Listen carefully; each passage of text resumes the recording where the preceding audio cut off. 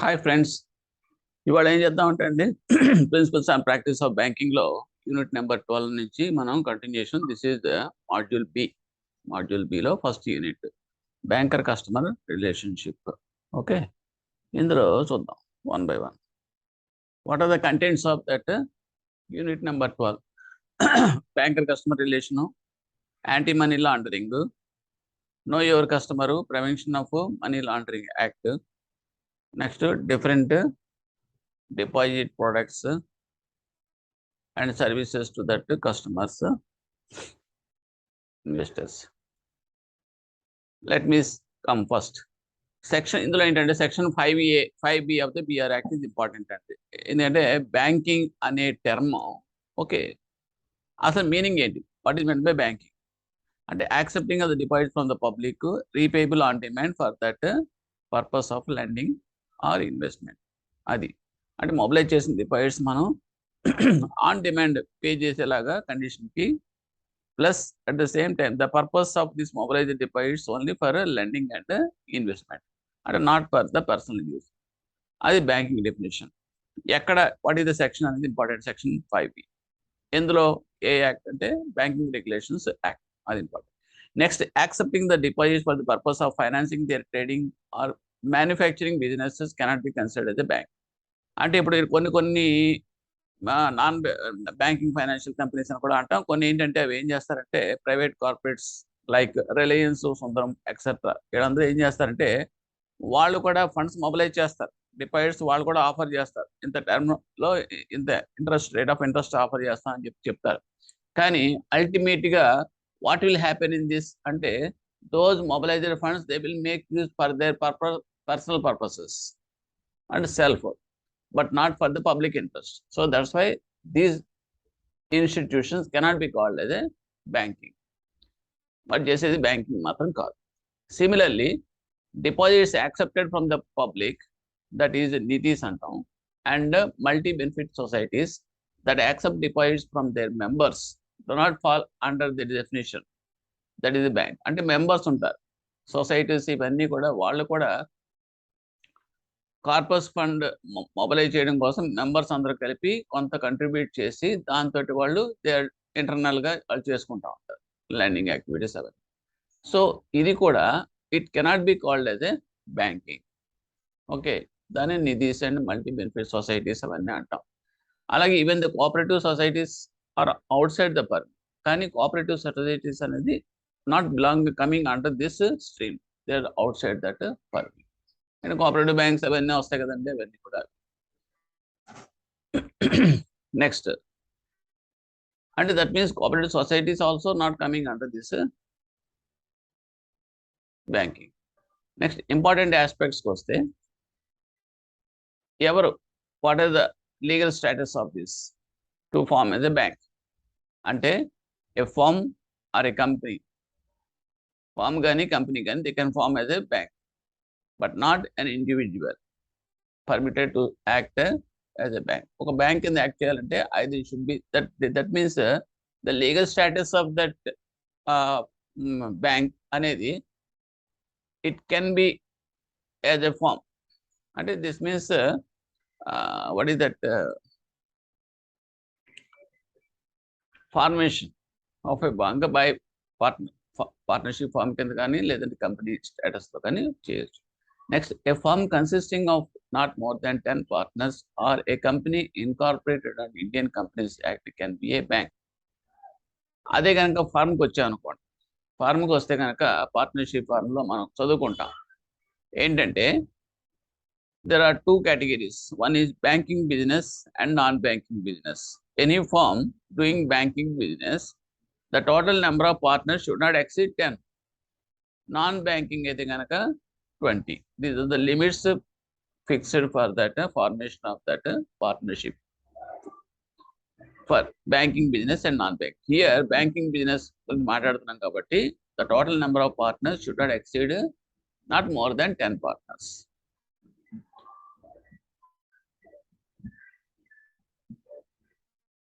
అలాగే కంపెనీ కనుక ఒకవేళ బ్యాంక్ కింద ఫామ్ అవ్వాలంటే బ్యాంకింగ్ కంపెనీ కింద ఎస్టాబ్లిష్ ఇన్కార్పొరేట్ అవ్వాలంటే కంపల్సరీగా it should be registered Indian companies act.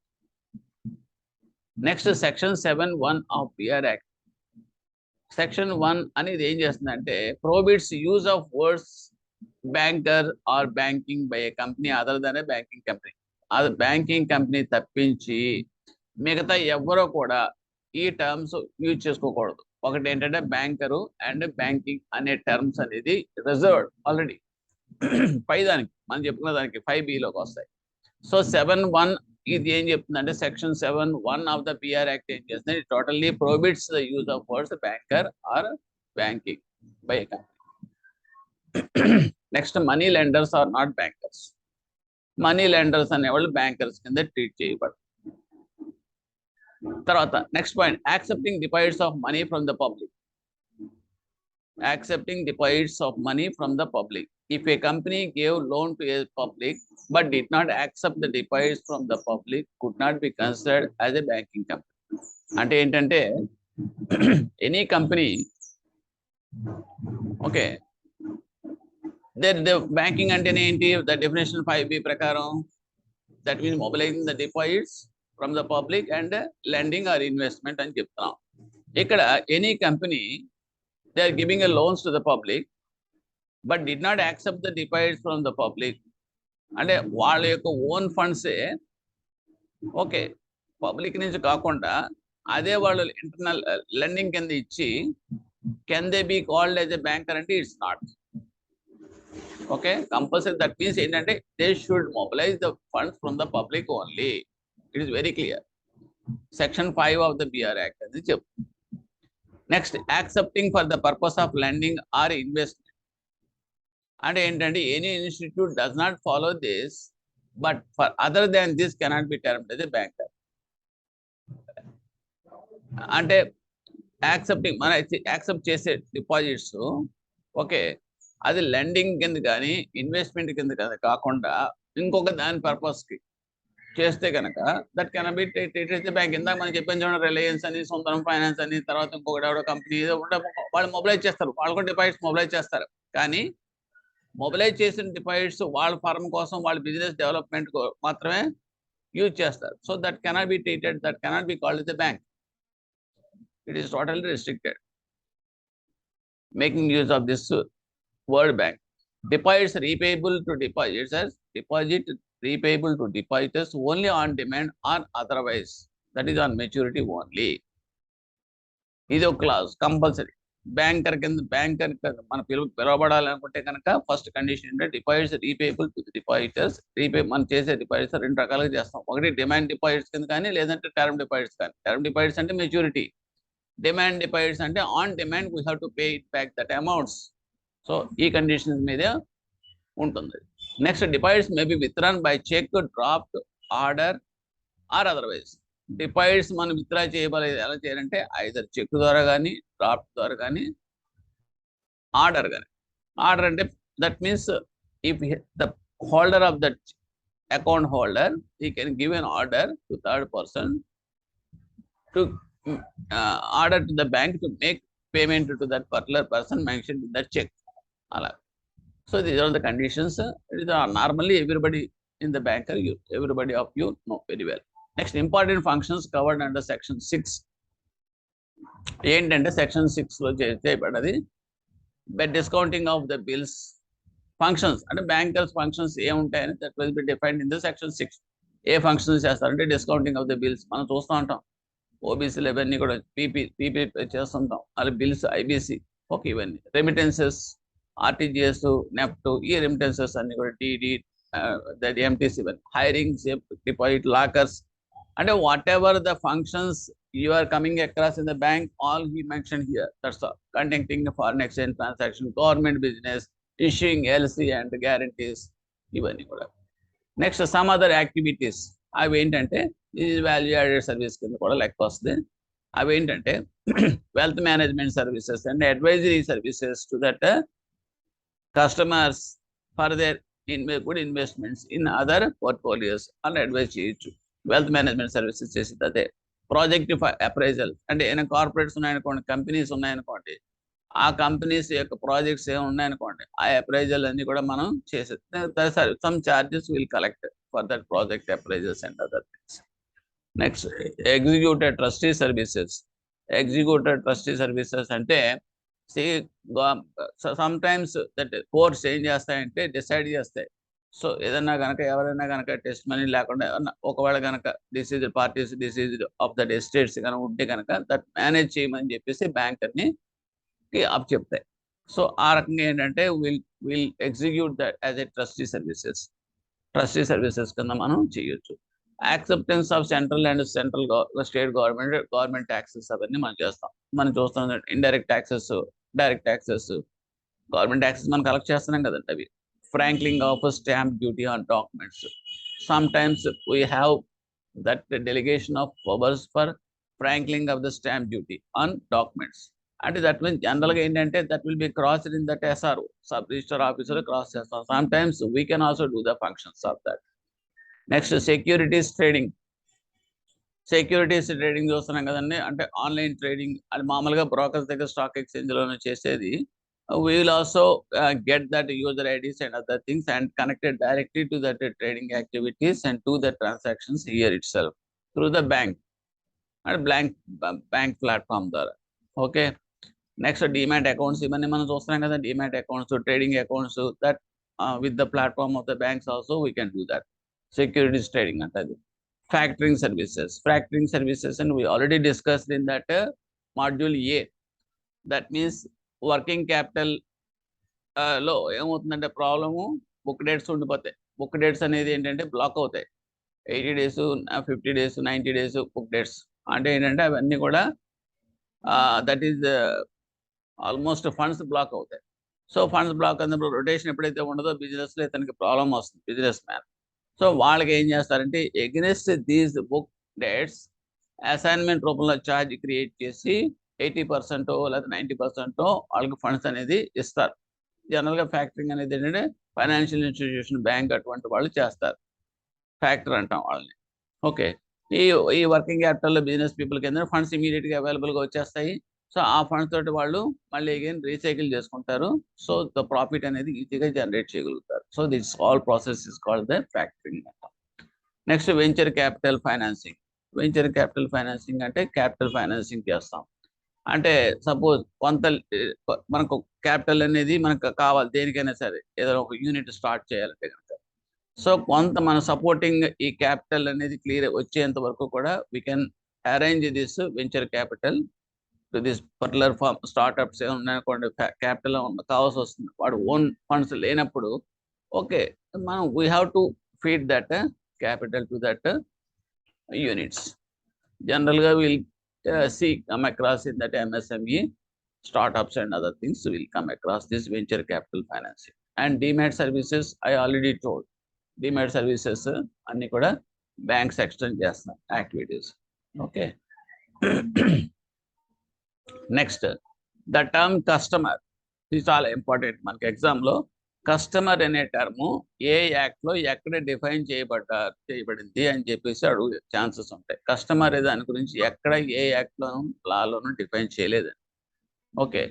Only for the purpose of KYC policy under section 35 of BR Act, empowerment of for the purpose of KYC policy. Okay, empowerment of RBI for public interest. Only customer is defined as a person or entity that maintains an account or has the business relationship with the bank.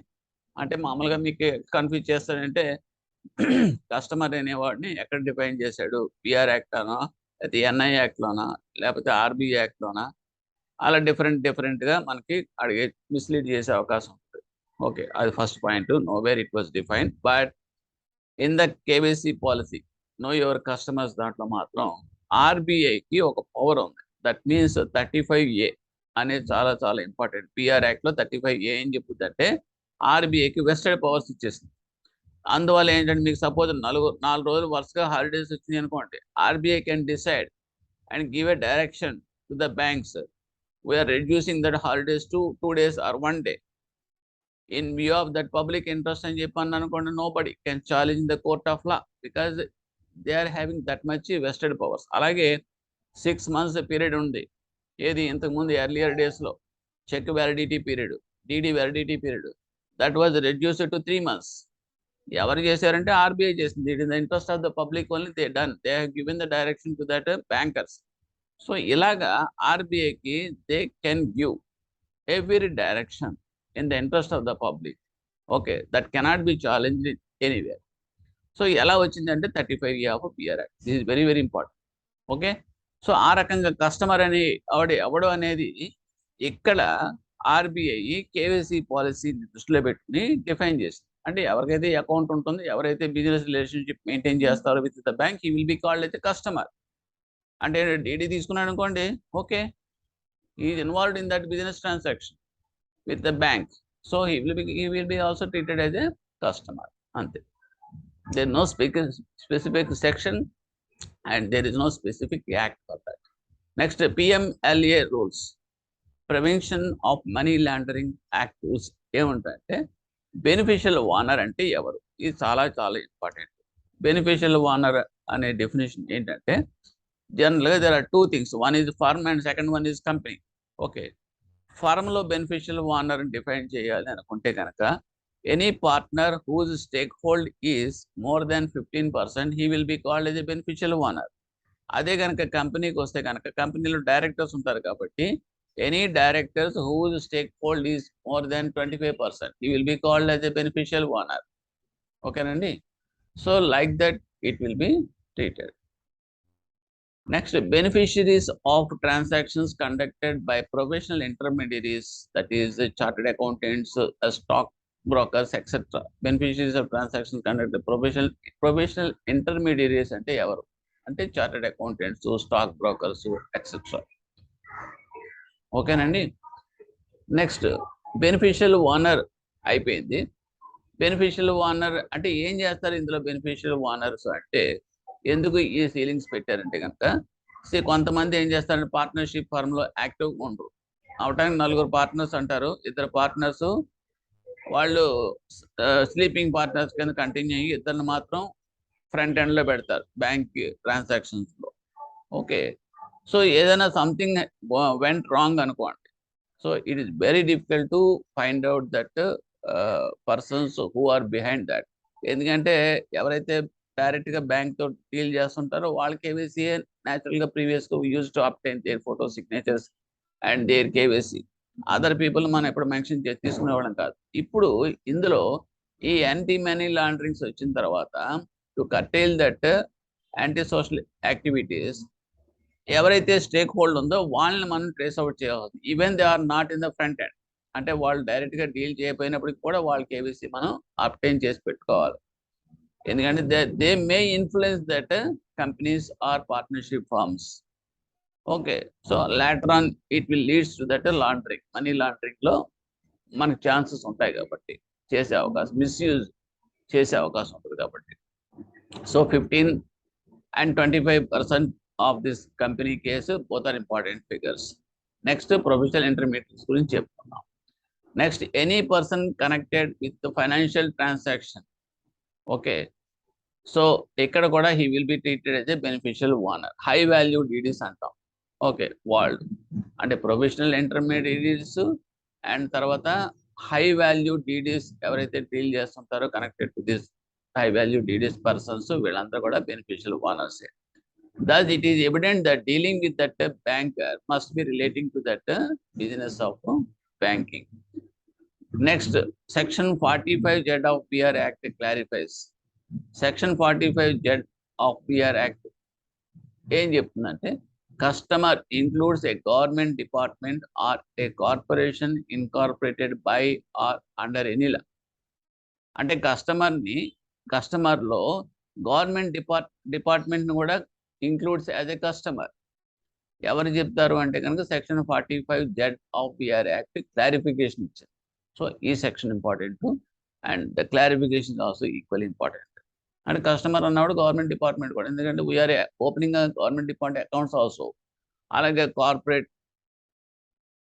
Corporation accounts, a corporation incorporated by under any law, that is also treated as a customer. Banker customer relationship is a contractual. అంటే ఒక బ్యాంకర్కి కస్టమర్కి ఉన్న relation అంటే contractual there should be some understand, that means terms and conditions bind అయి ఉండాలి. Basic requirements of this contracts, valid contracts ఏంటి అంటే, first of all ఆ కస్టమర్ అనేవాడు మేజర్ అయి ఉండాలి. Sound health conditions, mental health ఉండాలి. ఈ రెండు కూడా చాలా చాలా ఇంపార్టెంట్. ఈ రెండిట్లో ఏది లేకపోయినా సరే దట్ కాంట్రాక్ట్ ఈజ్ వైడ్. అంటే మెంటల్గా సౌండ్గా లేకపోయినా ఆ కాంట్రాక్ట్లో ఉన్న కస్టమర్ కండిషను, సో అలాగే మైనరు, వీళ్ళిద్దరితో కనుక కాంట్రాక్ట్ కనుక మనం అండర్గో అయితే కనుక later on this contract will be proved as wide if any consequences of adverse things happen. Next, మైనర్కి వచ్చేటప్పటికి ఏమవుతుందంటే, below 18 years RBI permitted banks to allow minors above 10 years to independently open and operate that account. మామూలుగా minor as per law ప్రకారం చూసుకుంటే 18 years complete అవ్వాలి major అవ్వాలంటే. So below 18 years he will be treated as a minor only. But for operational things in the banking, RBI itself is permitted about 10 years people for operating in the bank, opening of accounts and operating the SB account. Of course, that will be left to the banks for their own precautions. అది మాత్రం precautions తీసుకోవాల్సి వస్తుంది bankers. Okay, otherwise no objection for that. And debtor creditor relationship, debtor creditor relationship వచ్చేటప్పటికి banker is debtor, customer is a creditor. అంటే ఏంటంటే, suppose ఏదైనా deposit కనుక మన కస్టమర్ నుంచి తీసుకున్నాం అనుకో, అంటే ఏమవుతుంది, మీకు ఆ ఫండ్స్ మన దగ్గరికి వచ్చినాయి అంటే at any time we have to give it back to the customer. అంటే మనం ఎప్పుడు కూడా డెట్ ఇవ్వాల్సిన వాళ్ళం అవుతాం. డెటా కస్టమర్ మనకి ఇచ్చాడు కాబట్టి he will be treated the customer as a creditor. Customer should demand payment not verbally or by a mere telephone call, but by check, draft, withdrawal slip. Customer అనేవాడు కనుక మనకు పేమెంట్ కనుక డిమాండ్ చేయాలంటే కనుక వెర్బల్గా మాత్రం నాట్ అలౌడ్. ఫోన్లో కానీ verbal కానీ మనం అలౌ చేయాలి. ఇవన్నీ చిన్న చిన్నవి మీకు తెలుసున్నాయి. కంపల్సరీగా it should B by cheque కానీ, డ్రాఫ్ట్ కానీ, విత్డ్రాయల్ స్లిప్ కానీ ఉండాలి. Next, limitation rule. In case of deposit accounts repayable on demand, the law of limitation does not begin to run until demand has been made for repayment. ఇది చాలా చాలా చాలా important. Case స్టడీస్లో కూడా మీకు వచ్చే ఛాన్సెస్ ఉంటాయి. లాజికల్గా మీరు చూసి ఇది పెట్టాల్సి వస్తుంది. అంటే ఏంటంటే, in the case of limitation act ఏం చెప్తుందంటే, డిపాజిట్ మీ దగ్గర ఒక 20,000 అకౌంట్లో ఉన్నాయి. ఓకే, ఉన్న తర్వాత మీకు లిమిటేషన్ అంటే ఏంటి? What is meant a limitation? We have to exercise our right in the court of law. న్యాయబద్ధంగా మనకు రావాల్సిన హక్కులు ఓకే మనం పొందడం ఎవరి ద్వారా? కోర్టు ద్వారా. దానికి ఒక టైం ఉంటుందండి. ఆ టైంనే మనం లిమిటేషన్ పీరియడ్ అని అంటాం. ఇప్పుడు మనమైనా సరే మందుల షాపులో ఒక ట్యాబ్లెట్ కొనుక్కునేటప్పుడు మనం ఏం చేస్తాం? వెనక్కి తిప్పేది ఎక్స్పైరీ డేట్ చూస్తాం. అంతేగాని ఆ స్ట్రిప్ ఇచ్చాడు కదా అని చెప్పి అది జేబులో పెట్టుకుని వెళ్ళాం కదండి. ఎందుకు వెళ్ళాము అంటే, ఆ ఎక్స్పైరీ డేట్లో కనుక అది ఉంటేనే అది పనిచేస్తుంది. ఎక్స్పైరీ డేట్ అయిపోయింది అనుకోండి, మన ఎలిమెంట్కి అది పనిచేయదు. అటువంటిప్పుడు అది ఎందుకు వేసుకున్నా ఒకటి, వేసుకోకపోయినా ఒకటి. అలాగే ఇక్కడ కూడా ఏంటంటే, కోర్టు అనేది ఏంటంటే లిమిటేషన్ రూల్కి బైండ్ అయ్యి కోర్టులు పనిచేస్తాయి. సో ప్రతిదానికి కూడా పీరియడ్ ఉంటుంది. ఇక్కడ ఇన్ ద కేస్ ఆఫ్ ఇది ముందు మీకు స్పెసిఫిక్గా లిమిటేషన్ మీద ఓ చాప్టర్ వస్తుంది. డిపాజిట్ అకౌంట్స్కి వచ్చేటప్పటికి ఏమవుతుందంటే, రీపేబుల్ ఆన్ డిమాండ్ అనేది, డిపాజిట్ అకౌంట్స్ రీపేబుల్ ఆన్ డిమాండ్ అనేది ఓకే, ఆ కేసులో లిమిటేషన్ ఎక్కడి నుంచి స్టార్ట్ అవుతుందంటే, నువ్వు డిమాండ్ చేయాలి. డిమాండ్ చేయాలంటే నువ్వు చెక్ ఇవ్వాలి, లేదంటే విత్డ్రాయల్ ఇవ్వాలి, లేదంటే ఏదో సంథింగ్ మీరు అక్కడ ప్రజెంట్ చేసి నాకు ఐ వాంట్ ద మనీ అని చెప్పి చెప్పిన రోజున, అప్పుడు కనుక వాడు ఇవ్వలేదనుకోండి, అంటే పేమెంట్ కనుక చేయలేదనుకోండి, చేయకపోతే కనుక అప్పుడు మీ నెక్స్ట్ ఆప్షన్ ఏంటి? You have to go to the court. వాడు పలానా బ్యాంక్ కూడా నాకు డబ్బులు ఇవ్వలేదు, ఇది డిఫాల్ట్ అయ్యాడని చెప్పేసి మీరు బ్యాంక్ మీద సూ చేయాలి. సూ చేయాలంటే కోర్టుకి వెళ్ళాలి. కోర్టుకి వెళ్ళాలంటే first you have to fix the date. ఎన్ని రోజుల లోపల చేయాలి అంటే ఎప్పటి నుంచి అది కౌంట్ అవుతుంది లిమిటేషన్ పీరియడ్ అనే పాయింట్లో చూస్తే, ఫస్ట్ ఆఫ్ ఆల్ డిమాండ్ చేసిన దగ్గర నుంచి అది కౌంట్ అవుతుంది. అంతేగాని అది పే చేయట్లేదండి, బ్యాంక్ అంతా పాడైపోయిందండి, బ్యాంక్ అంతా బ్యాడ్ రిమార్క్ వచ్చింది, అది ఇది అని చెప్పామనుకోండి, what is the use of it? Court will not treat that as a statement. In case of fixed deposit, so అది మీకు అయిపోయింది. నెక్స్ట్ ఫిక్స్డ్ డిపాజిట్కి వచ్చేటప్పటికి normally the deposit receipt must be produced on or after the due date of that deposit, and the production of the receipt is to the nature of a demand, and hence the law of limitation begins to run from the date on which the deposit is produced. Means on or after the due date. జనరల్గా ఏంటంటే fixed డిపాజిట్కి వస్తే deposit receipt అనేది first of all produce చేస్తాం.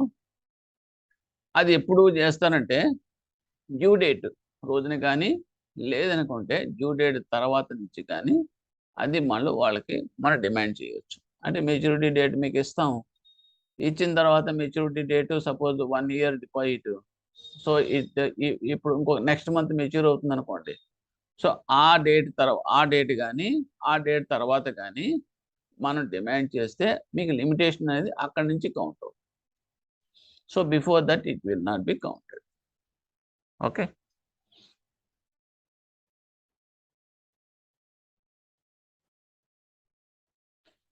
Bank as a trustee. Bank as a trustee కనొస్తే కనుక bank trustee కింద ఎప్పుడు act చేస్తుంది? If a customer కేసు చెప్తున్నాను, if a customer remitted money with instructions to purchase shares of the company, but before completion of the task bank fails, in that case unspent money bank has to refund to the customer as a trustee. అంటే ఏంటంటే ట్రస్టీకి వచ్చేటప్పటికి, trustee అని ఎవరిని అంటాం అంటే, నేను దీనికి ఇంకొక I will give an different example also. ఇప్పుడు చెక్కుకి డీడీకి తేడా ఉంది. చెక్ మనం ఇచ్చాం 10,000 రూపీస్, ఓకే, ఆ చెక్ అనేది మనకు కలెక్ట్ చేసి వాడు ఇవ్వాలి బ్యాంక్ వాడు. అదే 10,000 రూపీస్ నేను డీడీ ప్రజెంట్ చేశాను, సరే ఈ అకౌంట్ క్రెడిట్ ఇవ్వండి అని చెప్పి అన్నారు. సో ఇప్పుడు అది బ్యాంక్ ఉన్నటువంటి ఏమైందంటే దట్ ఇట్ ఈజ్ బ్యాంక్రప్ట్ అయిపోయింది. అంటే వాట్ ఈస్ దట్, ఫెయిల్ అయిపోయింది. ఓకే, ఫెయిల్ అయినప్పుడు మనకి లిక్విడేట్ అయ్యే పరిస్థితి వచ్చినప్పుడు ఏం చేస్తాము అంటే, ఇక్కడ 2 కేసెస్లో ఒకటేమో సేవింగ్స్ బ్యాంకు చెక్కు, ఇంకొకటేమో డీడీ డిమాండ్ డ్రాఫ్ట్. ఈ 2 కేసులకి తేడా ఏంటంటే, డిమాండ్ డ్రాఫ్ట్ అంటే ఏంటి, మనం ఒకళ్ళకి పే చేసాం, పలానా వాడికి అరేంజ్, సపోజ్ యూనివర్సిటీలో నేను చదువుకుంటున్నాను, ఫీజు కట్టమన్నాడు, సో దానికి నిమిత్తం డిమాండ్ తీసుకున్నాను, డీడీ తీసుకున్నాను. అంటే ఏంటి, already I have given the funds in the name of that university, hand over చేయమని చెప్పి, when the person presents you have to give that amount అని చెప్పేసి మనం బ్యాంక్ తోటి ఓ టైప్ ఒక అరేంజ్మెంట్ తోటి ఇచ్చాం. ఓకే, సో అటువంటిప్పుడు అవతలకి ఎష్యూర్డ్ మన డబ్బులు కూడా ఇచ్చేసాం. ఓకే, సో ఇటువంటిప్పుడు బ్యాంకర్ చేసేది అంటే ట్రస్టీ కింద యాక్ట్ చేస్తాడు. సో ఫండ్స్ అన్ని కూడా కంపల్సరీగా, ఇది బాధ్యత, అవతల వాడికి అందించే బాధ్యత. వాడు ఎప్పుడైతే డీడీ ప్రజెంట్ చేస్తాడో అప్పుడు వాడికి డబ్బులు ఇవ్వాల్సిందే కంపల్సరీగా. So that is prime duty. Cheque అనేది ఎప్పటికీ డబ్బులు ఉంటే ఇస్తాడు, లేకపోతే లేదు. ఈ లోపల లిక్విడేట్ అయిపోయింది కనుక చేసేది ఏం లేదు, ఉంటే ఇస్తాడు, లేకపోతే లేదు. So that is the basic difference here. ఇక్కడ ఏమంటాడంటే, ఒకవేళ కనుక ఏదో ఇన్స్ట్రక్షన్స్ ఇచ్చి బ్యాంకులో ఇగో షేర్స్ ఉన్నాయి, okay, company shares, and for that I'm giving amount for purchasing of the shares of the company అని చెప్పేసి మీకు ఇచ్చిన తర్వాత ఉన్నటువంటి బ్యాంక్ కనుక బ్యాంక్రప్ట్ అయిపోయింది అనుకోండి, దివాళా తీస్తుంది అనుకోండి, అప్పుడు ఈ ఫస్ట్ ప్రయారిటీ ఎవరికి వస్తుందంటే, ఎవడైతే ఈ మనీ బ్యాంక్ని నమ్మి బ్యాంక్ చేతిలో పెట్టాడో అది ట్రస్టీ కింద బ్యాంక్ యాక్ట్ చేసి తిరిగి వాళ్ళకి ఇవ్వాల్సిందే. అంటే ఉన్న ఫండ్స్ లో ఫస్ట్ వీడికే ప్రయారిటీ ఇవ్వాల్సి వస్తుంది. So that is the transaction of that trustee relation. Next bailee bailor relationship. Bailee bearer రిలేషన్షిప్కి వచ్చేటప్పటికి బెయిలీ బేలర్ అంటే ఎవరు? Who is the bailee bailor అంటే ఇక్కడ టూ టైప్స్ ఆఫ్ ట్రాన్సాక్షన్స్ ఉంటాయండి. బ్యాంక్ బెయిలీ అవుతుంది, కస్టమర్ అనేవాడు బెయిలర్ అవుతాడు. కస్టమర్ అనేవాడు బెయిలర్ అవుతాడు. Okay, let us continue. Bailee bailor relationship గురించి మనం డిస్కస్ చేసుకున్నాం హాఫ్ వే. ఇందులో ఏంటంటే section 148 of the Indian contract act, section 71 of the Indian contract act, section 164 of the Indian contract act, they will narrate that cases in different way. అది ఏంటంటే suppose Bailey baler ఎక్కడ వస్తుందంటే, suppose temple ఉందనుకోండి, టెంపుల్లో ornaments ఉన్నాయి. టెంపుల్లో ornaments మనం ఏం చేస్తామంటే బ్యాంకులో కస్టడియన్ కింద ఇస్తాం. ఇదిగోండి జాగ్రత్త చేయండి, మళ్ళీ సంవత్సరం తర్వాత మాకు ఇవి కావాల్సి వస్తాయి, అకేషన్ అనేది సెలబ్రేట్ చేయడం కోసం అని చెప్పేసి మనం కస్టడియన్ కింద చెప్తాం, కస్టడీ కింద చెప్తాం. ఇచ్చినప్పుడు అదే సీల్డ్ బాక్స్లో పెట్టేసి ఇచ్చేస్తాం ఆర్నమెంట్స్. సో ఇప్పుడు ఏమవుతుంది, బ్యాంక్ ఏమవుతుంది అంటే బెయిలీ అవుతుంది, కస్టమర్ ఏమవుతాడు బెయిలర్. అంటే ఇక్కడ గుర్తుపెట్టుకోవాల్సిందంటే ఇది క్రెడిటారు, బెయిలీ బెయిలరు, లెస్సారు, లెస్సీ ఇవన్నీ ఎలా వస్తాయంటే ఒకటే గుర్తుపెట్టుకోండి, ఆరిజినేటింగ్ ఎక్కడైతే వస్తుందో ఓకే అక్కడ మీకు అర్ర వస్తుంది అనమాట. ఎవరికైతే కనుక మనం డెస్టినేషన్ ఇస్తామో దట్ ఈజ్ ఈ అని వస్తుంది. అంటే ఆ సౌండ్ అలా గుర్తుపెట్టుకోండి. సో ఇప్పుడు ఎక్కడి నుంచి ఆరిజినేట్ అవుతుంది? ఇప్పుడు బెయిల్మెంట్లో కస్టమరు ఆ గోల్డ్ ఆర్నమెంట్స్ అన్ని కూడా బ్యాంక్ ఇచ్చి, సార్ మీ దగ్గర జాగ్రత్తగా భద్రంగా పెట్టండి అని చెప్పేసి ఫస్ట్ సోర్స్ బిగినింగ్ అనేది ఇక్కడి నుంచి స్టార్ట్ అవుతుంది. ఇచ్చిన తర్వాత అప్పుడు బ్యాంకర్ ఏం చేస్తున్నాడంటే దాన్ని తీసుకుంటున్నాడు, కస్టడీ కింద తీసుకొని జాగ్రత్తగా నా దగ్గర భద్రంగా ఉంచుకుంటా అని చెప్పి అంటాడు. సో ఆ రకంగా కస్టమర్ ఏమవుతుంది, బెయిలర్ అవుతాడు. ఎవరికైతే తీసుకుంటున్నాడో అతను జాగ్రత్తగా భద్రంగా పెట్టుకోవడానికి అతను బెయిలీ అవుతాడు. Okay, that is source and destination కదా రిలేషన్. మీరు గుర్తుపెట్టుకుంటే ఈజీగా ఉంటుంది, చాలా చోట్ల వస్తుంది కాబట్టి.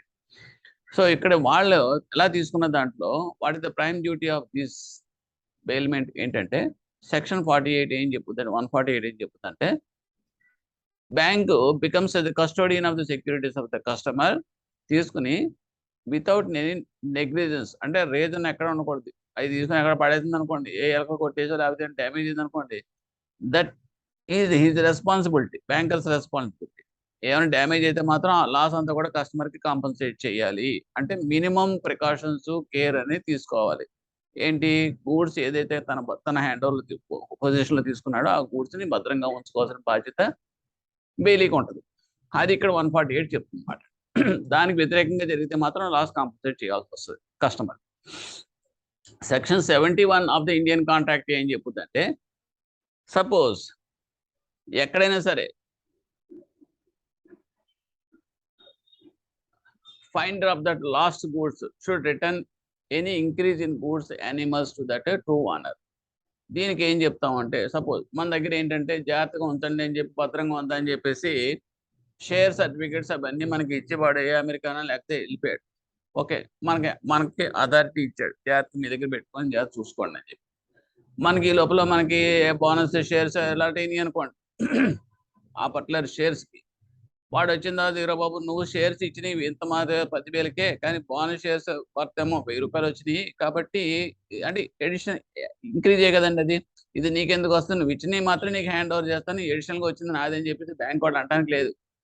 అంటే whatever that increase okay out of the goods bail given to your custody, that increase belongs to that ఓనర్కి, బ్యాంకర్ కాదు. ఓకే, అది ఇక్కడ చెప్తుంది 71. Next section 164 of the Indian contract act ఏం చెప్పుదంటే the finder has to take care of such goods as an ordinary prudent manner. Okay, అది minimum precautions తోటి ordinary ప్రూడెంట్గా అతను ఆ గూడ్స్ అని కూడా చేసుకోవాల్సిన బాధ్యత అతనికి ఉంటుంది. ఒకసారి సౌండ్ డిస్టర్బెన్స్ వస్తుంది. Next coming to that agent principal relationship. ఇక్కడ ఏంటంటే ఇది ఒక టైప్ ఆఫ్ రిలేషన్షిప్. ఇక్కడ bank as an agent and customer is its the principal. ఎక్కడ వస్తుంది ఇది అంటే సపోజ్ మన కలెక్షన్ ఆఫ్ చెక్స్ ఉంటాయండి, కలెక్షన్ ఆఫ్ చెక్స్లో మనం ఏం చేస్తాం, చెక్స్ ఇస్తాం కలెక్షన్ చేయమంటే, బ్యాంకర్ ఏం చేస్తాడు, అది యాజ్ ఏ కొరియర్ సర్వీస్ కింద ఏం చేస్తాడంటే మన దగ్గర తీసుకున్న చెక్కు ఏదైతే బ్యాంక్ ఉందో కన్సర్న్ బ్యాంక్ పంపించి వచ్చిన ప్రాసెస్ కస్టమర్కి క్రెడిట్ చేస్తాడు. సో ఇక్కడ ఏం చేస్తున్నాడు, ప్రిన్సిపల్ ఎవరు అవుతారు, owner of that instrument customer అవుతాడు. సో కస్టమర్ దగ్గర ఈ the principal he giving the instructions to collect that cheque from that other bank అని చెప్పేసి ఇస్తున్నాడు. So he will be treated as a principal and agent is a bank. Bank is the agent. All ancillary services like collection of bills etc. under coming under this and termination of the relationship ఎప్పుడు అవుతుంది అనేది important. Termination ఎప్పుడు అవుతుందంటే ఈ particular agent principal relationship principal కనుక చనిపోయాడు అనుకోండి ఆటోమేటిక్గా రివోక్ అయిపోతుంది. ఓకే, అలాగే ప్రిన్సిపల్ కనుక ఇన్సాల్వెంట్ కింద డిక్లేర్ అయ్యాడు అనుకోండి అప్పుడు కూడా ఈ రిలేషన్షిప్ అనేది అంటే కాంట్రాక్ట్ అనేది పోయినట్టే లెక్క. There is no relation between agent relation principal relationship అనేది ఉండదు, క్యాన్సిల్ అయిపోతుంది. అలాగే lunacy of the customer. Okay, అంటే ఇప్పుడు కస్టమరే కనుక అతను మెంటల్గా అతను సపోజ్ బుర్ర పాడైపోయి వాడు పిచ్చోడు అయిపోయాడు అనుకోండి అప్పుడు కూడా దానికి కాంట్రాక్ట్కి స్టాప్ అయిపోతుంది అన్నమాట. సో ఇవన్నీ కూడా cases when this will be okay. Agent principal relations అయిపోయినాయండి, టెర్మినేషన్ గురించి చెప్పాను. Next lessor lessee. Lessor lessee అంటే లీజ్ అనే కాంట్రాక్ట్లో వస్తుంది. లెస్సార్ లెస్ జనరల్గా లాకర్స్ అనేది ఏంటంటే లీజ్ తీసుకుంటాం. ఇప్పుడు లాకర్ అనేది ఎక్కడి నుంచి స్టార్ట్ అవుతుంది, వాట్ ఈస్ దట్ బిగినింగ్ అని అంటే మన దగ్గర బ్యాంక్ దగ్గర లాకర్స్ ఉంటే కనుక then they will offer for contract. Okay, relationship అనేది అప్పుడు ఎస్టాబ్లిష్ అవుతుంది. So who is giving lease అంటే bank. So lessor, bank is lessor. ఎవరికి కావాలి, కస్టమర్గా తీసుకునేది customer is lessee. So that is the relation. Safe deposit locker example. Bank is not responsible for any loss that arises to the lessee in the form of transaction except due to the negligence of that bank in this case. Next, indemnifier and indemnified. Indemnifier అంటే ఏంటంటే that is any loss కనుక జరిగితే కనుక that will be compensated by the person who is indemnified. అంటే ఇక్కడ ఏమవుతుందండి, మీకు LIC policies ఉన్నాయనుకోండి, లేదంటే డీడీ ఉంది, డీడీ మిస్ అయిపోయింది అంటాం. సో డూప్లికేట్ డీసీ కావాలన్నప్పుడు ఏమో ఆ ఒరిజినల్ డీడీ కనుక ప్రజెంట్ చేస్తే కనుక డబుల్ పేమెంట్ అవుతుంది అని ఉద్దేశంతో బ్యాంకర్స్ ఏం చేస్తారంటే ఇండిమినిటీ అనేది ఇంట్రడ్యూస్ చేస్తుంది. ఇప్పుడు ఏం చేస్తారు అది, so here bank is indemnified against the loss and ఎవరు ఇది ఇస్తారు అంటే కనుక కస్టమర్ ఇస్తాడు కాబట్టి కస్టమర్ ఇది ఇండిమినిఫైయర్. ఓకే, ఆ లాస్ భరించేది వాడే. అంటే ఏంటి, కస్టమర్ హామీ ఇస్తాడు, సో డీడీ మీరు డూప్లికేట్ ఇవ్వండి, అది ఒరిజినల్ మిస్ అయిపోయింది, ఒకవేళ కనుక దానివల్ల వచ్చే నష్టం వస్తే కనుక నేను ఐ విల్ కాంపన్సేట్ దట్ అని చెప్పేసి కస్టమర్ ఇస్తాడు పట్టాడు. Okay, and section 124 of Indian contract act అనేది ఏం చెప్తుందంటే is the contract of indemnity గురించి చెప్పేది Indian contract act section 124. Okay, next banker customer relationship for different types of transactions అనేది మనం చూద్దాం. ఇందులో deposit in the bank, what is the relation between the bank and customer అంటే ఓవరాల్గా summarising of all the earlier points. Deposit in the bank is banker customer relationship అంటే debtor loan from bank creditor debtor, safe కస్టడీకి వస్తే bailor, లాకర్కి వస్తే lessor lessee, collection of cheque అంటే agent principal, purchase of draft అంటే debtor and creditor, payee of the డ్రాఫ్ట్ని purchase of a డ్రాఫ్ట్కి తేడా చూసుకోండి. పేయీ అంటే పేమెంట్ మనీ ఇచ్చేటప్పుడు మాత్రం బ్యాంక్ ఈజ్ హోల్డ్లీ responsible to keep that funds in with trust, ఎందుకంటే అదర్ బెనిఫిషరీకి అందించాలి కాబట్టి. సో ఆ రకంగా పేయీ ఆఫ్ ద డ్రాఫ్ట్ అంటే to whom that draft should be paid అనే దానికి వస్తే మాత్రం it is a trustee and beneficiary relation. పర్చేజ్కి వచ్చాడు అనుకోండి, పర్చేజ్కి వస్తే డెటార్ అండ్ క్రెడిటార్, ఎందుకంటే పర్చేజ్ చేశాడు, దట్ మీన్స్ డ్రాఫ్ట్ అనేది పర్చేజ్ చేసినప్పుడు వాట్ ఈజ్ అవతల వాడు లైబుల్, ఆ అమౌంట్కి పర్చేజ్ చేసిన అతనికి ఇప్పుడు కూడా లైబుల్ అంటే until the transaction completed. So ఆ రకంగా ఏంటంటే బ్యాంక్ ఇది డెటార్ అవుతాడు, కస్టమర్ ఇది క్రెడిటార్ అవుతాడు. So the basic difference between the purchase of the DD and payee of the draft రెండు కూడా జాగ్రత్తగా చూసుకోండి. Next pledge. ప్లెడ్జ్ అనేటప్పటికి so that will be coming in the taking place in the case of gold loans. Gold లోన్స్లో మీరు ఏం చేస్తారు, jewels ornaments అన్ని కూడా వాళ్ళకి ఇస్తారు. ఓకే, సెక్యూరిటీ కొలాటరలైజ్ చేస్తారు. So that means it is nothing but a transaction of pledge. Okay, against that you will raise that loan from the bank. Okay, so దీనికి బెయిల్మెంట్కి అంటే ఇంకొకటి కూడా ఉంది. దట్ మీన్స్ అదే జ్యువెల్స్ మనం టెంపుల్ ఆర్నమెంట్స్ అని పెడతాం, సేఫ్ కస్టడీకి ఇస్తాం. సో అక్కడికి వచ్చేటప్పటికి అది ప్లెడ్జ్ అవ్వదు. ఇట్ ఈజ్ ఓన్లీ ఫర్, ఇక్కడ ఏంటంటే కొలాటరలైజ్ చేస్తాం కాబట్టి ప్లెడ్జ్ అంటాం. అక్కడ మనం ఏం చేస్తారంటే జాగ్రత్తగా చూస్తూ మనకి కస్టడీకి ఇస్తాం కాబట్టి అక్కడ అది ఏమవుతుందంటే బెయిల్మెంట్ అవుతుంది. ఓకే, బెయిలర్ అంటాం. Next mortgage. మార్టిగేజ్ అంటే మూవబుల్ ప్రాపర్టీ రిలేటెడ్ కాబట్టి మార్టిగేజీ అండ్ మార్టిగేజ్. ఇక్కడ కూడా ఏంటంటే కస్టమర్ అనేవాడు ఫస్ట్ ఇస్తాడు, సార్ నా ప్రాపర్టీ ఉంది సార్, ఇది తీసుకుని నాకు కొలాటరలైజ్ చేసుకుని దీని మీద నాకు లోన్ ఇవ్వండి అని చెప్పేసి అడుగుతాడు. అంటే కస్టమర్ ఫస్ట్ ఆఫర్ చేయాలి. అంటే బిగినింగ్ ఎక్కడి నుంచి వస్తుంది, కస్టమర్కి వస్తుంది. కాబట్టి మార్టిగేగర్ ఎవరికి ఇస్తాడు, బ్యాంక్ ఇస్తాడు. అంటే that is the destination bank కాబట్టి మార్టిగేగి. సో ఇక్కడ గర్రు ఈ రెండు కూడా ఎక్కడెక్కడ ఉన్నాయో చూసుకోవాలి. స్టాండింగ్ ఇన్స్ట్రక్షన్కి వచ్చేటప్పటికి agent principal. Next sale purchase of security on behalf of the customer కూడా sale and agent and principal. Money deposited but instructions not given for its disposal. అంటే మనీ డిపాజిట్ చేసాడు కానీ ఏ ఇన్స్ట్రక్షన్స్ ఇవ్వలేదు. అంటే until then he has to keep the money with him with safe custody. So that is called, that's why bank is trustee and customer is beneficiary. Articles left by mistake. ఒకవేళ బ్యాంక్లో కనుక గాజులో లేకపోతే ఏమైనా share certificates అలా by mistake మర్చిపోయి వెళ్ళిపోతే మాత్రం bank ఏం చేయాలంటే దాన్ని లిక్విడేట్ చేసేయడం కానీ, అడ్జస్ట్ చేయడం కానీ, అమ్మేయడం కానీ చేయడానికి లేదు. They have to take care of those things under custody. So that's why bank is trustee and ఎవరికైతే అందించాల్సి వస్తుందో he will be treated as a beneficiary, that is customer. Shares given for sale కూడా అంతే. Shares given for sale వేరు, shares by mistake left with the bank వేరు. అంటే table మీద పెట్టి మర్చిపోయాడు అనుకోండి షేర్స్, ఓకే, అంటే డిశ్చార్జ్ చేసిన షేర్స్ కావచ్చు, ఏదైనా కావచ్చు, without any instructions. So that is the trustee transaction. అలా కాకుండా shares particular instruction given for sale, అటువంటిప్పుడు ఈ కొరియర్ సర్వీసే అతను అమ్మి పెట్టాలి కాబట్టి ఏజెంట్ అనేది బ్యాంక్ అవుతుంది, ప్రిన్సిపల్ అనేవాడు కస్టమర్ అవుతాడు. హైపోతికేషన్ పోతే hypothecator. Okay, bank is hypothecation and customer is hypothecator. ఎవరైతే కనుక ఇచ్చాడో ఆ వెహికల్, ఓకే, అదే కన్సెంట్ అంటే దాని మీద హక్కు ఎవరైతే ఇస్తారో కస్టమర్ ఇస్తాడు కదా, ఇదిగో నీ వెహికల్ కొనుక్కున్నా, నీ వెహికల్ మీద హక్కులు మీకే ఇస్తున్నా అని చెప్పేసి హైపోతికేషన్ అగ్రిమెంట్ మీద సైన్ చేస్తాడు. So that's why the customer is called as hypothecator and to whom it was given is bank కాబట్టి hypothecation. Next anti money laundering. Anti money laundering వచ్చేటప్పటికి non adherence of that provision of that act.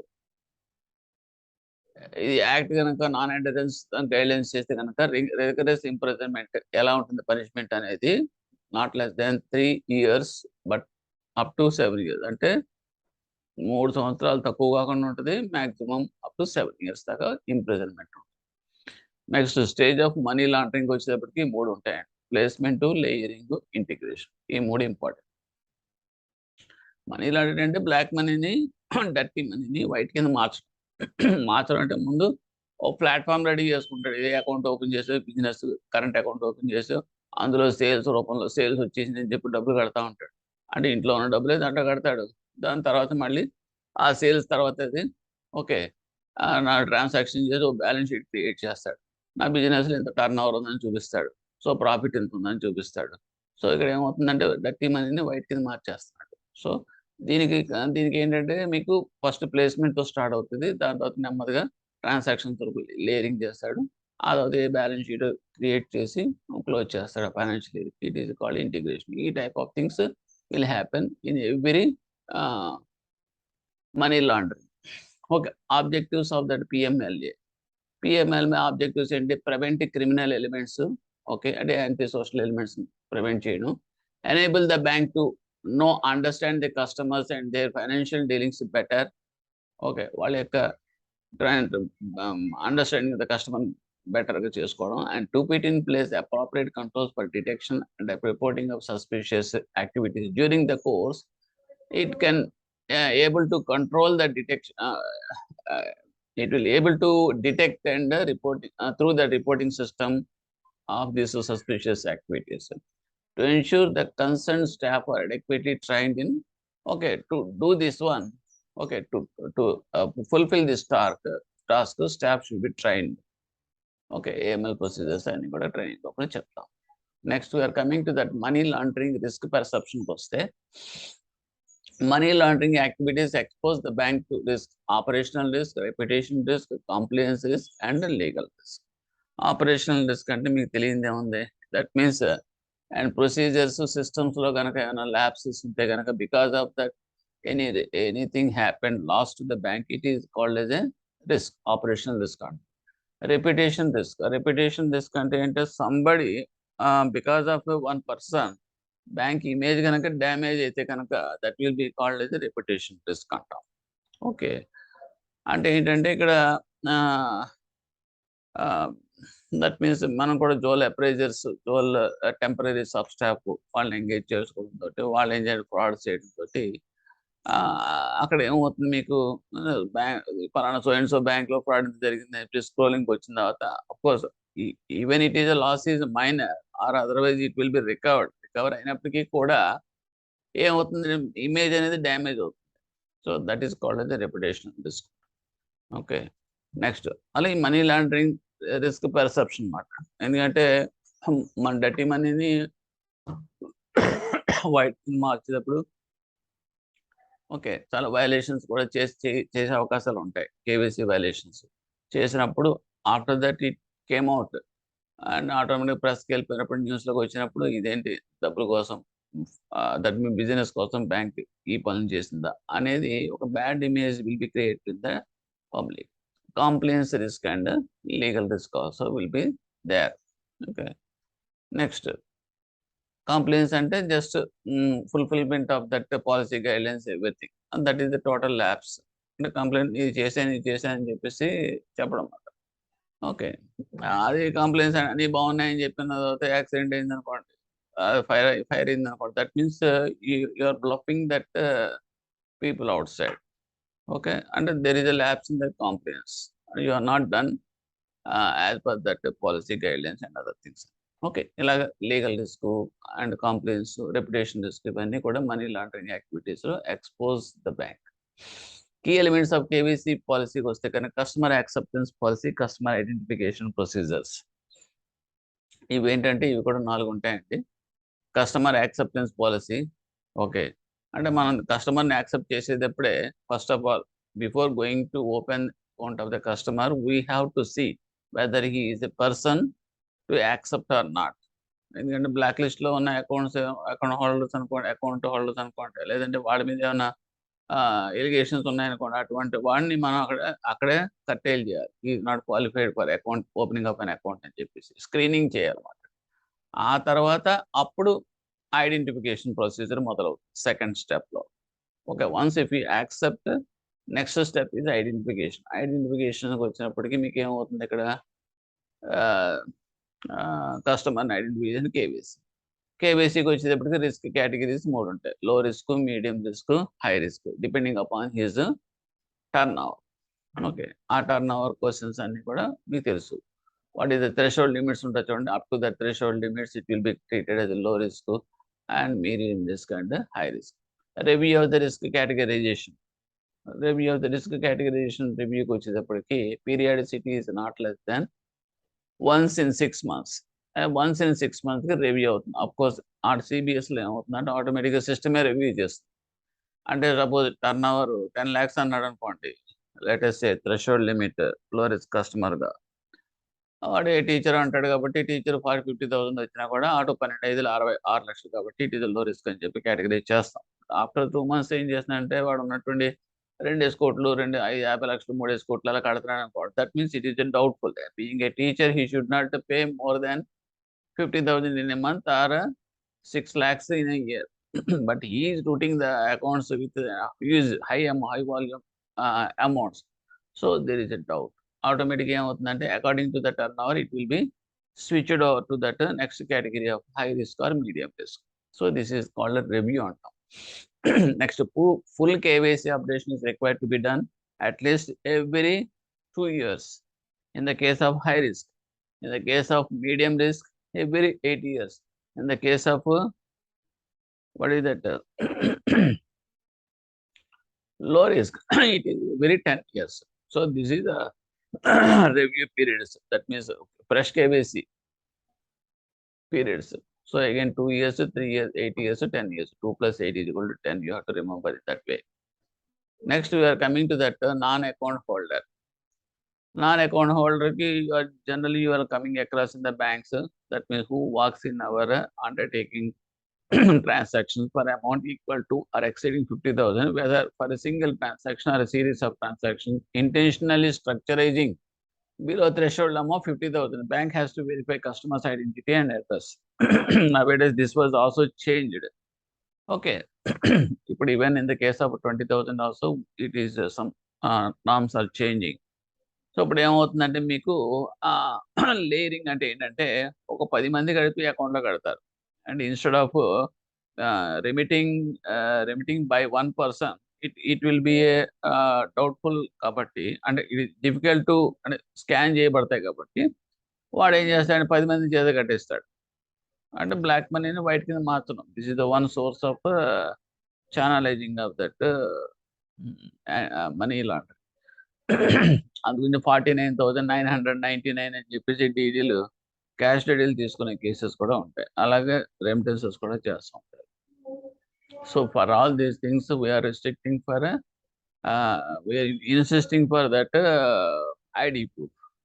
Next UIDA అంటే unique identification authority of India. Abbreviation is important. And the case of proof of address, if the customer is not the local person or address where the customer is currently residing, bank may take a declaration of the local address on which the correspondence will be made by the bank with the customer. No proof is required to be submitted except a positive confirmation. ఎందుకంటే ఇక్కడ local address పర్సన్కి local address కంపల్సరీగా ఉండాలి. In the case of customer not having local address లేకపోతే కనుక, address proof కనుక లేకపోతే కనుక just a declaration basis మీద we can allow him to open an account.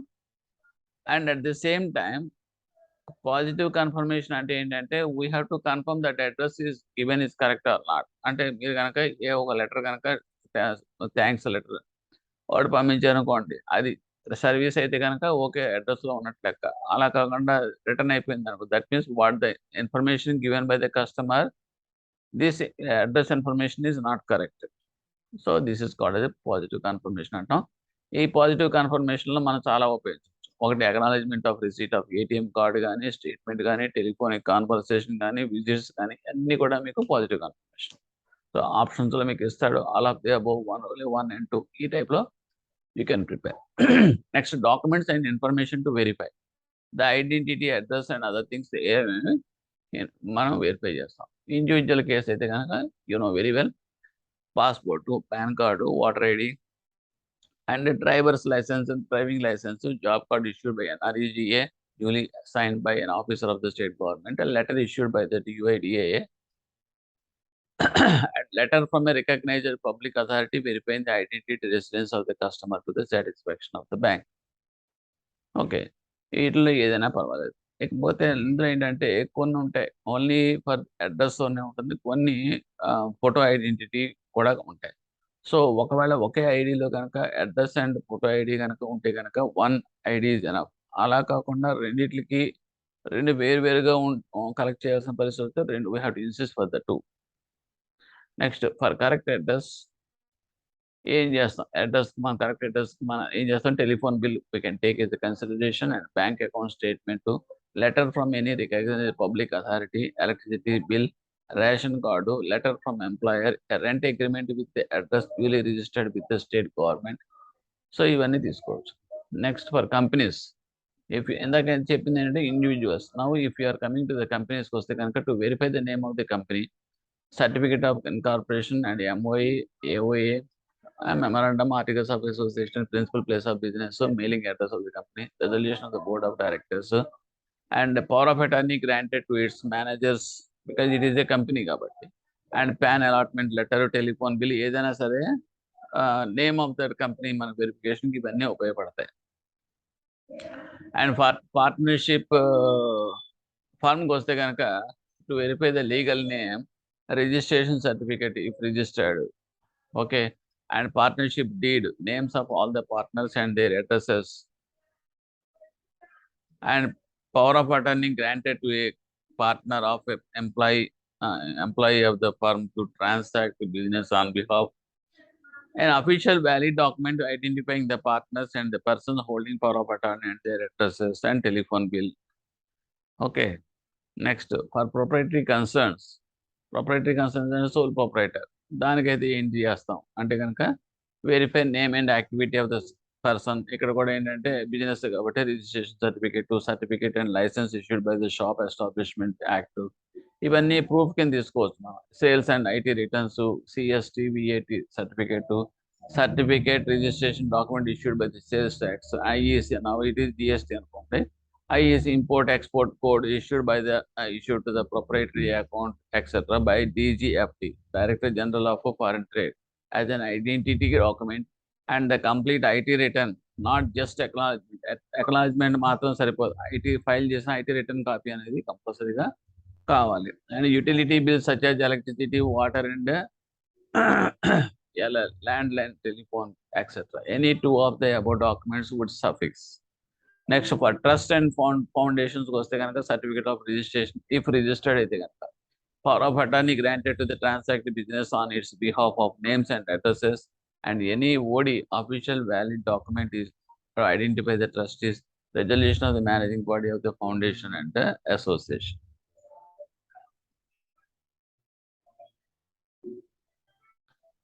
And for accounts of PEP, that means persons, politically exposed persons అంటాం. That means resident outside India. This decision to open an account for a PEP and their family members should be taken at a senior level. అంటే మన branch managers కి he won't have the powers to open an account if it is the case of PEP. Small accounts వస్తే కనుక, what is the definition of small accounts? The aggregate of all credits in a financial year does not exceed 1 lakh. Second point, the aggregate of all withdrawals and transfers in a month does not exceed 10,000. The balance at any point of time does not exceed 50,000.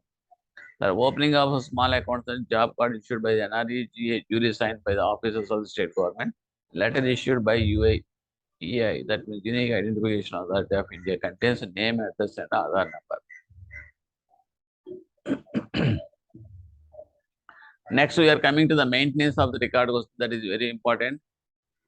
Transactions and preservation of documents obtained while opening of the account. All cash transactions of the value more than 10 lakhs or its equivalent in foreign currency. అంటే Indian rupees లో 10 lakhs అయినా, equivalent foreign currency equivalent amount అయినా సరే, if it is more than 10 lakhs, the transaction అని కూడా మనం preserve చేయాల్సి వస్తుంది. We have to submit in the cash transactions CTR కింద మనం సబ్మిట్ చేయాలి RBI. Okay, and all transactions involving receipts by non-profit organizations of value more than 10 lakhs or its equivalent in foreign currency. Receipts of non-profit organizations of value ఇది కూడా అంతే. All suspicious transactions whether or not made in cash. ఇవన్నీ కూడా maintenance of records మీరు maintain చేయాలి. Periodicity of preservation of రికార్డ్స్కి వస్తే at least 5 years from the date of transaction between the bank and that client.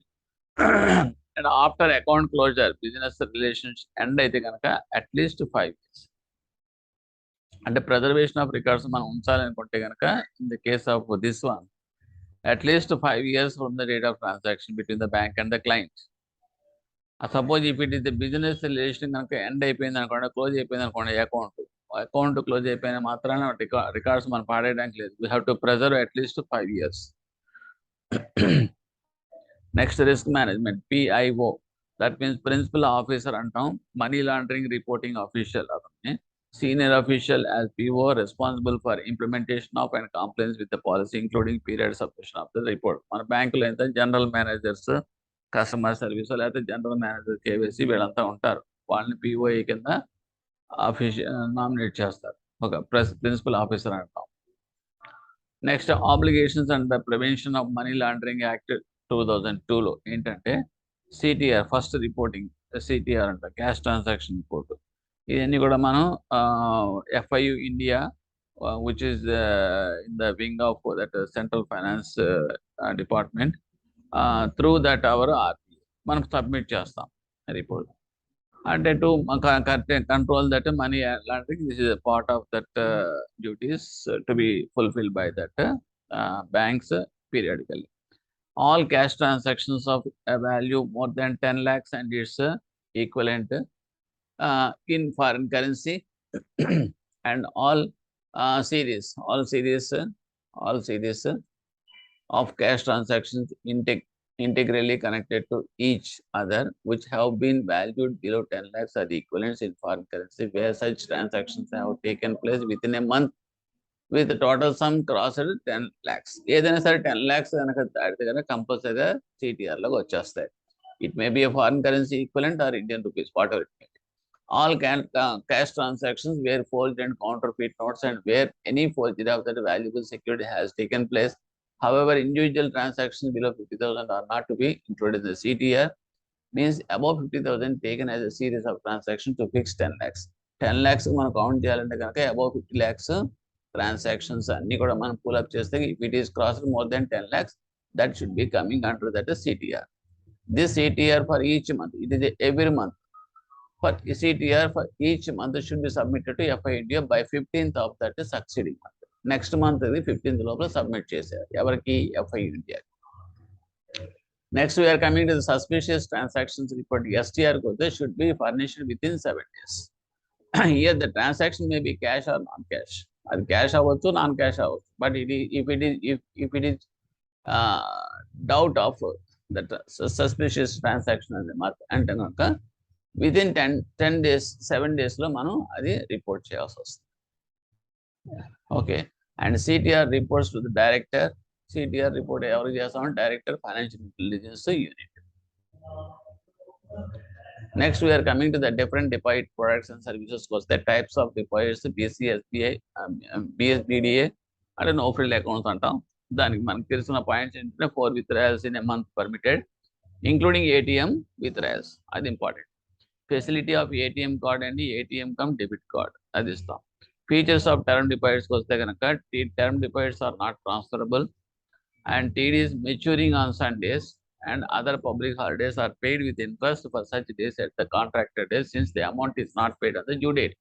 Suppose due date కనుక holiday అయిపోయింది అనుకోండి, దాని తర్వాత కూడా హాలిడే వచ్చింది అనుకోండి, సో మామూలుగా ఏమవుతుందంటే మనం మెచ్యూరిటీ డేట్ తీసుకున్నట్టు కనుక 2 days లాస్ అవుతాం. కానీ ఇక్కడ కనుక హాలిడేస్ కనుక వస్తే కనుక that should be also included with the contract rate and that should be interest to be paid. అది ఇంపార్టెంట్. అది it is the feature of term deposit. And cash payment of term deposits is possible if the amount of deposit receipt including the interest thereon does not exceed 20,000. 20,000 దాటకుండా ఉంటే కనుక we can make the payment in cash. 15G అనేది ఏంటంటే can be submitted only by individual below the age of 60 years. 15G above 60 years అయితే కనుక it is 15H. రెండు కూడా important. And NRO account. Interest rates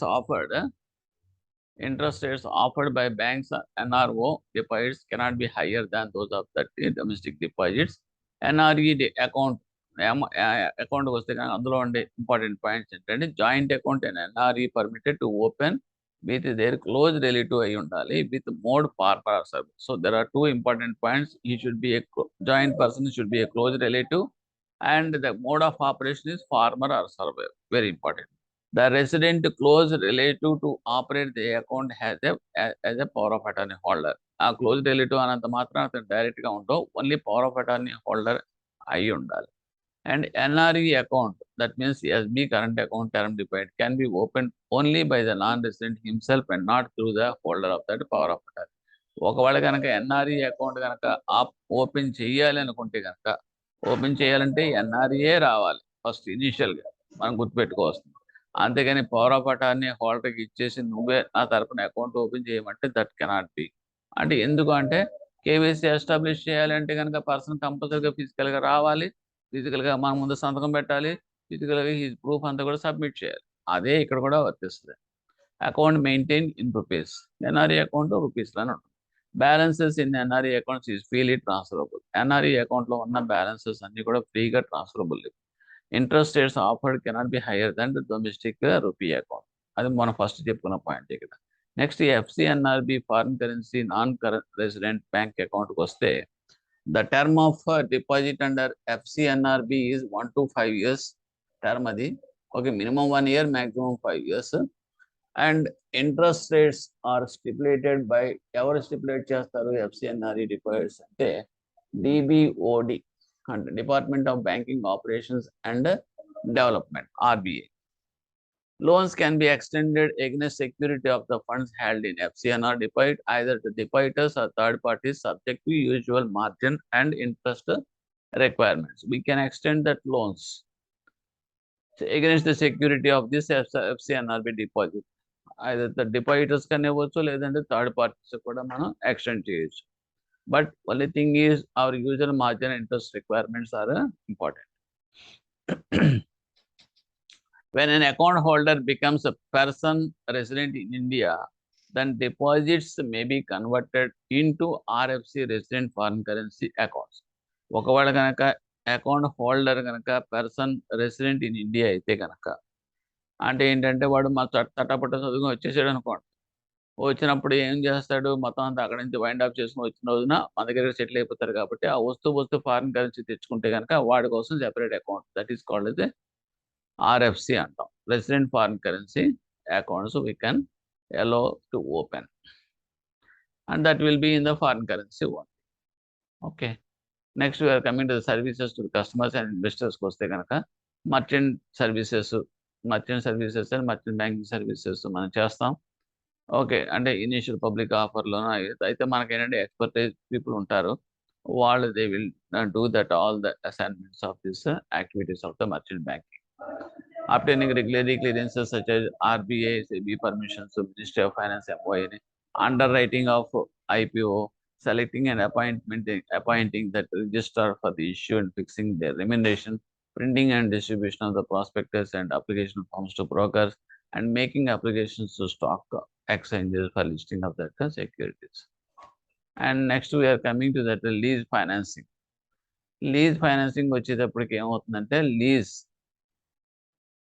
leasing out the capital purchase of assets to another company against monthly rents for assets consumption or use. Example case 1 I am taking from the book.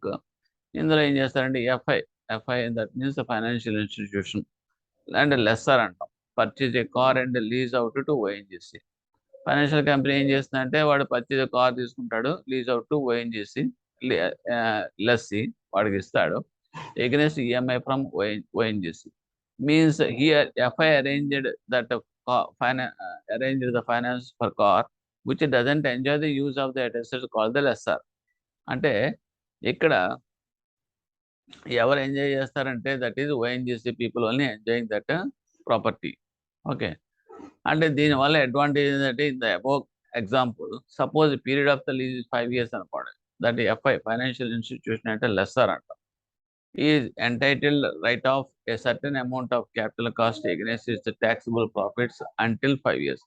ఆ 5 years lease period వరకు కూడా ఇప్పుడు capital cost ఎవరు పెట్టుకున్నారు ఇందులో అంటే కనుక financial institution.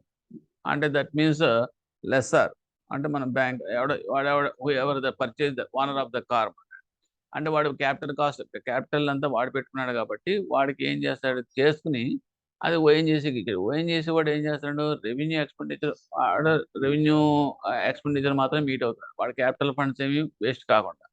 అంటే ఇప్పుడు మరి వీడికి వచ్చే బెనిఫిట్ ఏంటంటే ఇందులో ఫైనాన్షియల్ ఇన్స్టిట్యూషన్ లెస్సర్కి వచ్చేది he can write off that certain sum of that capital cost against its taxable profits until 5 years.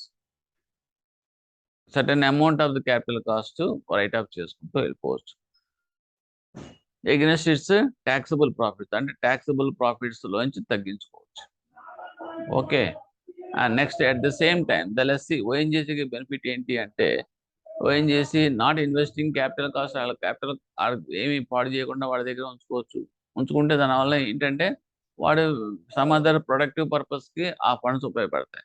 Capital cost plus lease expenses are permitted as revenue expenses in the books for that lessee. ఆడ ఏం చేస్తాడంటే revenue expenditure కింద రాసుకుంటాడు. Revenue expenditure రాసుకుంటే profit and లాస్లో తగ్గుద్ది తప్పితే వాడి క్యాపిటల్ అనేది ఎఫెక్ట్ అవ్వదు కదా. So that is the advantage for this ONGC. Next case 2కి వస్తే కనుక the lease can also be arranged on any existing freehold asset by either mortgaging it or by selling it in market to a leasing company.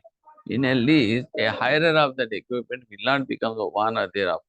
RTC private buses ఉన్నాయనుకోండి, X owner of that bus, X అనేవాడు owner of the bus అనుకోండి, sells to RTC at market price. ఆర్టీసీకి market ప్రైస్కి అమ్మేసి RTC then gave him on lease to X so that he will maintain as a lessee. ఇక్కడ ఏంటంటే కొనేసి అవతలవాడికి ఇచ్చాడు అంటే ఏంటంటే అంటే ఇది సెకండ్ కేసులో ఏంటంటే కొనేసి అవతలవాడికి ఇచ్చేయడం తోటి ఆర్టీసీ ఏం చేస్తుంది, లీజ్ కూడా ఎవరన్నా తీసుకుని లీజ్కి ఇచ్చేస్తుంది. And so that he will maintain as a lessee. వాడు ఏం చేస్తాడంటే ఇంకా డ్రైవర్ని పెట్టుకోవడం ఏంటి, దానికి సంబంధించిన రిపేర్లు చూసుకోవడం ఏంటి, అన్నీ కూడా ఇంకా వాడు భరిస్తాడు. ఓకే.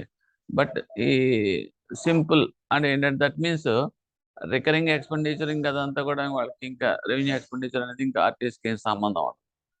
ఓకే. జస్ట్ అవతలవాడికి లీజ్కి ఇచ్చేస్తుంది అది. And thus X becomes hirer of that equipment but not a owner. ఆ రకంగా ఏమవుతుందంటే ఇక్కడ ఆర్టీసీ అనేది ఓకే ఇక్కడ become hirer of that equipment కింద అవుతాడు. But he never become a owner. ఎందుకంటే జస్ట్ ఈ వాడు okay. Next we're coming the plastic money. Plastic money వస్తే కనుక ఛార్జ్ మనీ, క్రెడిట్ కార్డు, ఇవన్నీ చిన్న చిన్నవి మీరు చూసుకోవచ్చు. ఛార్జ్ కార్డుకి, క్రెడిట్ కార్డుకి, డెబిట్ కార్డుకి తేడా ఏంటంటే మీరు చూసుకోవాల్సిన వేరియేషన్. ఛార్జ్ కార్డు ఏంటంటే ఇక్కడ మీకు ఏమవుతుందంటే ఒక ఫిక్స్డ్ డేట్ ఇస్తాం, ఆ ఫిక్స్డ్ డేట్కి క్రెడిట్ కార్డులో అమౌంట్ కట్టుకోవాలి. మినిమం అమౌంట్ ఆప్షన్ ఉంటుంది, మినిమం అమౌంట్ కడతాం. కట్టిన తర్వాత మిగతా అమౌంట్ ఎప్పుడైనా కట్టుకోవచ్చు. But in the case of debit card మొత్తం అమౌంట్ కట్టాల్సి వస్తుంది. అది కూడా ఏంటంటే total dues within 25 to 50 days. In case there is no balance at the